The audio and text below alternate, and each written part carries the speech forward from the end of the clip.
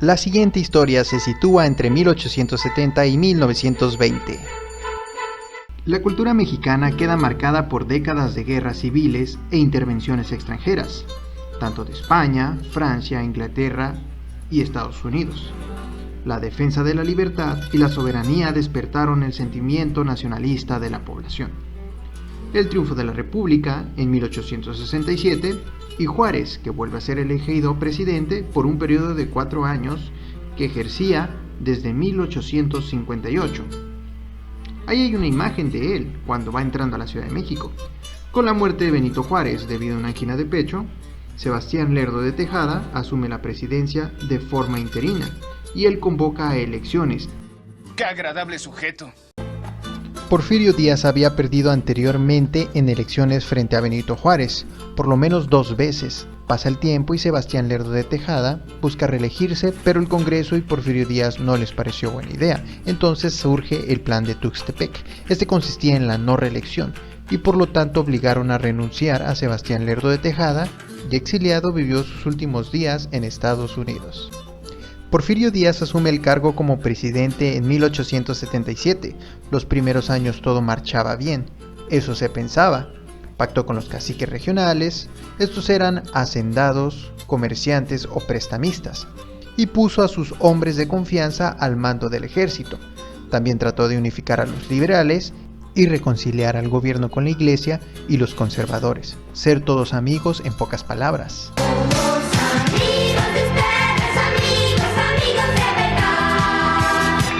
En 1880, durante su gobierno, se construyeron vías férreas, reabrió el colegio militar, firmó el Tratado de Límites con Guatemala, se estableció la primera fábrica de armas en el país y se fortalecieron las relaciones diplomáticas con Estados Unidos y Europa. En el año de 1884, el general Díaz volvió a ocupar la presidencia. Las acciones que emprendió le permitieron fortalecer su poder y mantener la estabilidad. Contó con el apoyo de políticos, militares, inversionistas, terratenientes y de la clase alta, quienes consideraban que debía permanecer en el gobierno para mantener el orden y el crecimiento económico. Vaya, que a todos los tenía comiendo de una mano. Maravillosa jugada. En los siguientes años, se reeligió 5 veces consecutivas, por más de 30 años. Su gobierno se convirtió en una dictadura. ¿Por qué? Porque eliminó las libertades políticas, censuró a la prensa, reprimió las protestas sociales, impidió que se llevaran a cabo elecciones libres e impuso a los gobernadores de los estados. Además, las instituciones de justicia y el poder legislativo obedecían sus órdenes. Siempre he admirado a los hombres exitosos. Empezó a haber estabilidad en el país, desarrollo económico e inversión extranjera. Tuvo crecimiento la minería, electricidad, petróleo, más vías de tren, actividades bancarias, telégrafos, teléfonos y los puertos. Esto llamó la atención de los empresarios europeos como también de los estadounidenses.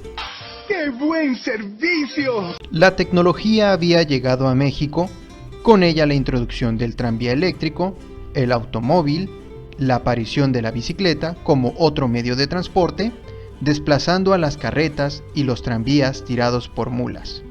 Las comunicaciones modificaron la vida de los mexicanos. La generación y uso de electricidad favoreció la actividad nocturna como el cinematógrafo, que ofrecía espacios de diversión. La cámara fotográfica ayudaba a tener imágenes que serían transmitidas a las futuras generaciones. No debemos olvidar que el teléfono ayudó a conectar los comercios y las familias adineradas, quienes tenían acceso a este medio de comunicación. ¡Qué elegancia la de Francia! Los avances hacían más evidente la desigualdad social en el país. Como lo mencionaba anteriormente, solo había crecimiento económico para algunos cuantos, y las ciudades fueron el escenario donde se observaba con claridad los contrastes entre los ricos y los pobres. Una vez establecidas las reformas, el país continuaba con el problema de la propiedad de la tierra, ya que solo las personas con más dinero podían comprarlas, y formaban latifundios. Los latifundios eran haciendas agrícolas que pertenecían a una persona. Esto afectó a las comunidades indígenas y campesinas, quienes perdieron sus propiedades. No había para comprar ni un pan.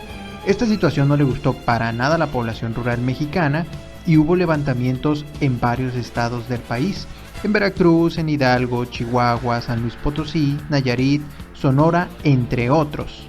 Los niños necesitan un héroe. Las jornadas de los obreros y los peones eran de 12 hasta 15 horas diarias y recibían un salario que no alcanzaba para cubrir sus necesidades. Se les pagaba en ocasiones con vales en lugar de dinero. Estos eran usados en la tienda de raya que pertenecía a la misma hacienda y tenían precios muy altos los alimentos, y esto hacía que solicitara préstamos, los cuales eran muy difíciles de pagar. Ante esta situación, los obreros se organizaron en sindicatos y asociaciones para defender sus derechos.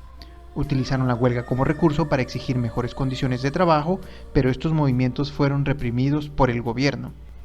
Entre las huelgas más importantes destacaron la de los mineros de Cananea, Sonora, en 1906 y la de la fábrica textil de Río Blanco, Veracruz, en 1907. ¿Y qué es lo que pasa después? Esa es una excelente pregunta. Porfirio Díaz concedió una entrevista al periodista estadounidense James Creelman, en la cual afirmó que no pensaba competir en las siguientes elecciones presidenciales, pues consideraba que en México estaba listo para gobernarse democráticamente, pero en realidad no tenía las intenciones de abandonar el poder. ¡Quedé como un tonto anoche! Aquí aparece un personaje que realizará grandes cambios en los siguientes años. El inicio de la revolución y la fundación del Partido Nacional Antirreeleccionista. Este personaje es Francisco I. Madero. Ese es un verdadero hombre. Quien viaja por todo el país para dar a conocer sus ideas políticas de un país democrático donde los distintos grupos sociales vivieran en armonía. Si te ha gustado este video, escríbeme para ti cuáles fueron los momentos más importantes en el Porfiriato. Hasta luego.